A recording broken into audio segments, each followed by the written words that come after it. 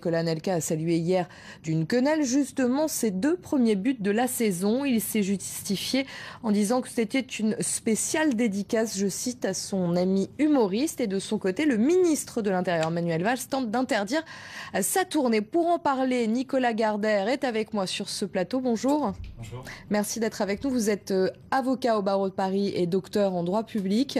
Alors, le ministère de l'Intérieur, je le disais, est en train d'étudier les moyens pour interdire ces spectacles. Que peut-il faire concrètement ? Très honnêtement, à vrai dire, pas grand-chose. Déjà, on notera la méthode. J'ai récemment défendu Serge Ayoub, vous vous souvenez de cette affaire Clément Méric, et déjà on avait cette idée de, voilà, le gouvernement étudie les façons, les méthodes, les moyens juridiques pour dissoudre, pour interdire, en l'occurrence avec Dieudonné. La vérité, c'est que s'il y avait des méthodes, des moyens juridiques existants, et des moyens réels, parce qu'il y a de bons juristes au ministère de l'Intérieur, eh bien, on agirait directement. On n'annoncerait pas comme ça qu'on va faire ci ou ça, qu'on va réfléchir, etc. Ça n'a pas vraiment de sens. L'idée, si vous voulez, c'est un peu comme, vous savez, un enfant qui serait bientôt attardé et qui essaierait de mettre un cube dans une forme circulaire. Et on est un peu dans cette perspective, si vous voulez. Les moyens de droit n'existent pas vraiment. Ou alors, en ayant une interprétation extrêmement, presque frauduleuse, extrêmement large de la règle de droit, qui irait à l'encontre de la règle, à l'encontre de la jurisprudence. Mais bon, on va essayer de trouver un moyen quand même. Et donc on l'annonce. Voilà. Mais après, si vous voulez, pour répondre plus précisément à votre question, voilà, il y a cette histoire de trouble à l'ordre public. On voit bien la volonté de Manuel Valls de ne plus parler de spectacle d'un humoriste, mais de parler de réunion publique. Ce qui renvoie à un meeting politique et ce qui, eu égard à la loi de 1881 sur la liberté de réunion, peut éventuellement, si on voit une menace de trouble à l'ordre public, on peut éventuellement envisager, dans certains cas extrêmes, d'interdire cette manifestation, cette réunion publique. Mais Dieudonné, il a été condamné plusieurs fois déjà pour propos antisémites. Apparemment, il ne paye pas ses amendes. Les associations, elles, demandent à ce que des jours amendes lui soient infligés. Est-ce que c'est possible de faire ça ? Est-ce que déjà ça permettrait peut-être de limiter ? Après, vous avez vu cette histoire de jour amende.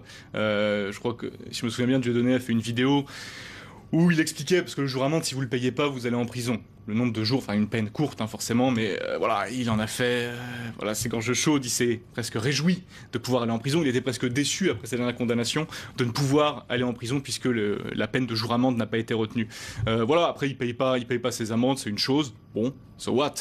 C'est pas parce qu'il ne paye pas ses amendes, c'est pas parce qu'il a été condamné pour un certain nombre de faits, que par ailleurs, on doit lui interdire ces spectacles, et surtout par anticipation. C'est-à-dire, avant même l'éventuelle commission d'une infraction, on va interdire le spectacle de Dieudonné. Justement, où se trouve la liberté d'expression dans ces cas-là ? Parce qu'on a du mal à situer. C'est un vrai sujet, si vous voulez. La liberté d'expression, c'est pas un absolu. Ça n'est jamais un absolu. Ça l'est presque aux États-Unis, mais avec comme contrepartie un politiquement correct dans les médias qui est très fort. Mais en France, voilà, la liberté d'expression est limitée et contenue par l'État. Pour autant, encore faut-il que cette limite s'inscrive dans les lois qui sont prévues, notamment la loi de 1881 sur la liberté de la presse, qui crée les délits de presse, incitation à la haine, etc. Là, vraiment, est-ce qu'on se trouve dans un cas pénal ? Est-ce que c'est légitime ? Est-ce que cette interdiction comme ça, globale, totale, cette mise à mort de Dieudonné est réellement légitime, repose sur quelque chose de fondé en droit ? Je ne le pense pas. On est vraiment dans une logique d'un gouvernement qui va trop loin. Enfin, je veux dire, moi qui suis de gauche, d'une gauche libérale, cette gauche autoritaire me choque, m'ennuie, je trouve, enfin, qu'est-ce que c'est que cette gauche ? Qu'est-ce que c'est que cette gauche ? Et voilà, on en est à interdire des associations, à interdire des spectacles, à interdire l'humour, parce qu'au-delà de Dieudonné, homme politique, ce qu'il est peut-être, je suis pas un grand fanatique de ce garçon, mais je préfère Pierre Desproges, qui était un artiste dégagé, comme il disait lui-même. Mais tout ça va trop loin. Tout ça va bien trop loin. Merci en tout cas, Maître Nicolas Gardère, d'avoir été avec nous et d'avoir répondu à nos questions. On comprendra, pour l'instant, c'est plutôt le flou, en tout cas, concernant ce cas-là. Merci. Et on passe ça au reste de l'actualité. Au Liban, les funérailles de Mohamed